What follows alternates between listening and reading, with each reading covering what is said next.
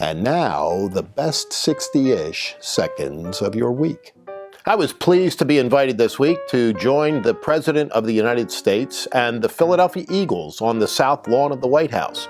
I went, but unfortunately, the Philadelphia Eagles weren't there, and with that, a media flourish of controversy erupted over the president's disinvitation of the Eagles. I'm not going to get into the who shot John. I think Coach Doug Peterson said it best when he said, "That's behind us, we're moving ahead." And for folks here in Pennsylvania, the Lombardi Trophy showed up at the state capitol this week, and a lot of folks got to see it, touch it, and celebrate it being in the hands of Philadelphians. And let me tell you, as a Philly boy myself, having waited for as long as we did, that celebration is bound to continue for a long, long time. But here's the bottom line for me. I love sports. I really like politics. I just don't like when they're mixed constantly. And can't we just for a little bit get away from mixing politics with everything and enjoy life and each other just for a moment? Just a thought for the day. Because this week we saw the Super Tuesday of the midterm elections.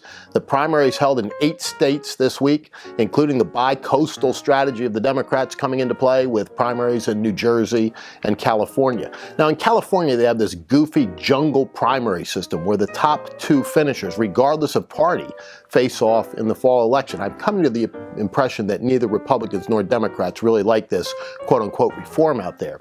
But the Democrats are interestingly simply breathing a sigh of relief that they got through that process with candidates in each congressional district, because in several of the seats that they thought they could take, and look, California's down to only 14 Republicans. That sounds like a lot in most states, but when you consider that they've got well over 50 members of their congressional delegation, 14 doesn't really stand that tall. But half of those districts were ones that were carried by Hillary Clinton in the last election, so the Democrats believe that they have a real opportunity for pickup. And yet, in at least 3 of the seats in Southern California, the Republican candidate got over 50% of the vote, even in this so-called jungle primary. So although they will face opposition in November, it doesn't look like there's a real opportunity for the Democrats to make much inroad there. You know, this gigantic blue wave is looking much, much less formidable as the days go by and as economic growth continues to propel the Republicans' opportunities in November. So let's stay tuned, because in New Jersey, an interesting setup is in order for the fall election for the Senate seat there, currently held by, shall we just say, an ethically challenged Bob Menendez, who will now face Bob Hugin in a hotly contested race for the Senate there. And of course, this week we also observe the D-Day invasion, where so many American, British, Canadian, and other allied forces took the beaches at Normandy and broke down the Atlantic Wall of German defense and began the long march towards victory and the end of the Second World War and the victory for freedom. And that is a great day. We'll especially look forward to next June the 6th, the 75th anniversary of the D-Day invasion.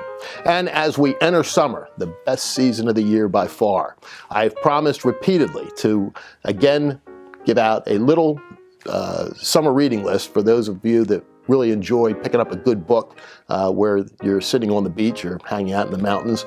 And I will, again, promise to do that before the end of the school year. And I know not all school districts have let out yet, so I've got a little bit of a window.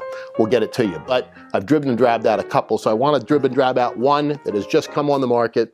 Clowns to the left of me, Jokers to the right, an anthology by my friend Michael Smerconish of his various columns written through the years. He subtitles it American Life in Columns. And we can get past the fact that the forward is by David Axelrod. All the proceeds go to a very, very good charity, the Children's Crisis Treatment Center. Again, Michael Smerconish's Clowns to the left of me, Jokers to the right. An interesting read by a fascinating author. You can read it in a night, but don't do it. Take your time. There's some really great stuff in there. And for now, that is the best 60-ish seconds of your week.